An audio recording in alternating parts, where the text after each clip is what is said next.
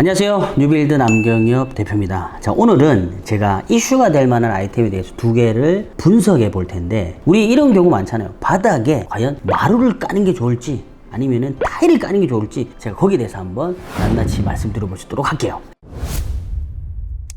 일단 우리가 두 가지를 분석을 하려면 마루와 타일에 대한 내용부터 먼저 파악을 해보시는 게 좋은데, 예전에 제가 마루 관련된 영상, 타일 관련된 영상 많이 올렸습니다. 그래서 제가 이렇게 올려드릴 테니까 그거는 또 참고를 하시면 될 것 같고요. 자, 먼저 마루와 타일 종류에 대해서 한번 분석을 해봅시다. Fight.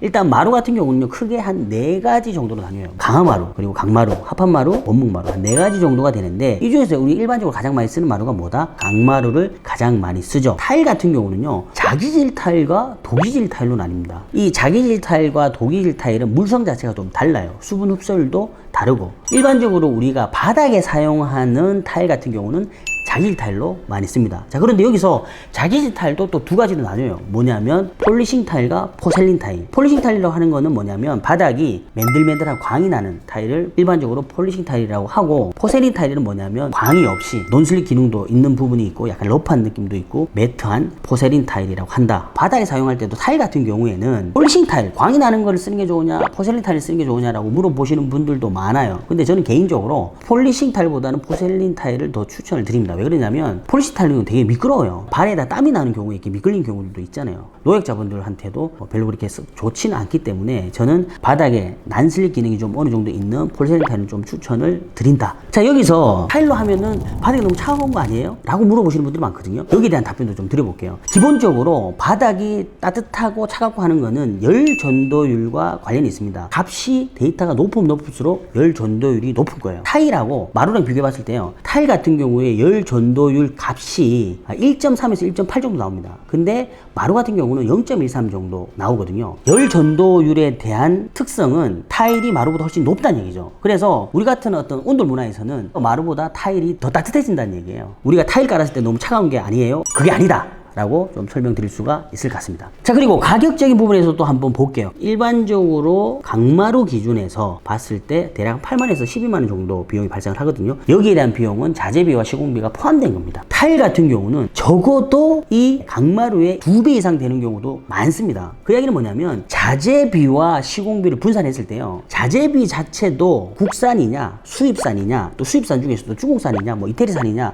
라는 거에 따라서 다를 수도 있는데, 시공비가 훨씬 더 또 비싸게 책정이 됩니다. 마루보다도 훨씬 더 시공이 까다롭다는 거예요. 해보신 분들은 알 거예요. 30평대 한번 시공을 할 때 기사 한 분이나 두 분이서 하루 만에 다 깔거든요. 그런데 타일 같은 경우는 그 30평대 예를 들어서 바닥을 거실하고 주방 정도만 까는데도 하루 이틀 정도 걸리는 경우가 많습니다. 그러니까 시공비가 그만큼 많이 들어가는 거죠. 그리고 자재비 같은 경우에도 포셀린 타일로 한다고 가정했을 때 일반적으로 중국산 많이 쓰는데, 중국산인 경우에도 가격대가 비싼 게 많아요. 중국산이라서 무조건 나쁜 게 아니에요. 중국산 제품도 종류에 따라서 우리보다 훨씬 더 좋은 제품의 타일이 많습니다. 그 얘기는 뭐냐면 가격도 높아질 수 있다는 거죠. 근데 거기에다가 유럽산 같은 경우는 더 비쌉니다. 훨씬 비싸요.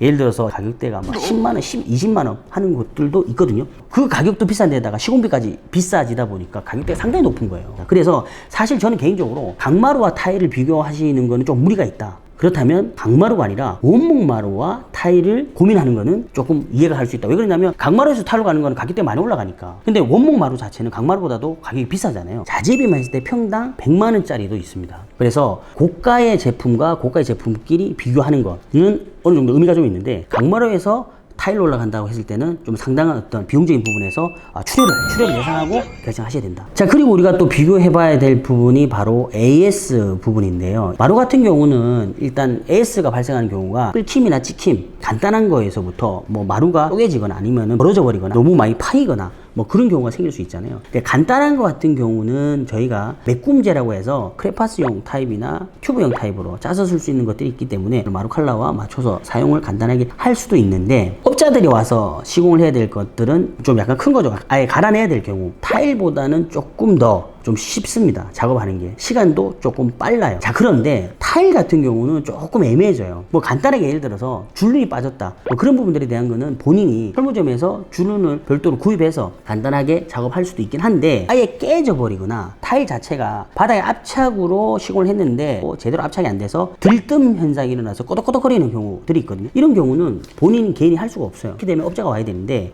타일 같은 경우는 기존에 있는 타일을 무조건 깨야 됩니다. 그리고 바닥에 있던 압착 시멘트도 다 긁어내야 되죠. 그리고 나서 필요에 따라서는 타일을 다시 붙일 때 커팅을 할 경우가 생길 수가 있는데 이때 잘라내면서 소음도 많이 날 수도 있고 먼지도 많이 날 수도 있고 시간적인 부분에서도 소요가 더 많이 되고 그리고 여러 가지 조건을 봤을 때는 마루보다는 조금 더 어렵다. 자, 그래서 결론은 마루보다도 타일을 시공하려고 하는 이유가 뭘까요? 마루보다는 타일이 좀 더 이뻐 보이고 좀 고급스러워 보이기 때문에 하려고 하는 거잖아요. 근데 그걸 하려면 뭐다? 본인이 돈 더 주고 하면 돼요. 강마루하고 비교했을 때. 근데 그 비용이 많이 늘어나기 때문에 못 하는 거잖아요. 결국 결정은 본인이 하겠지만 내가 좋은 느낌으로 타일을 하고 싶다라고 할 때는 비용 더 지불해서 하면 된다. 한 줄 평. 마루를 깔 것이냐 타일 깔 것이냐 그때 달라요.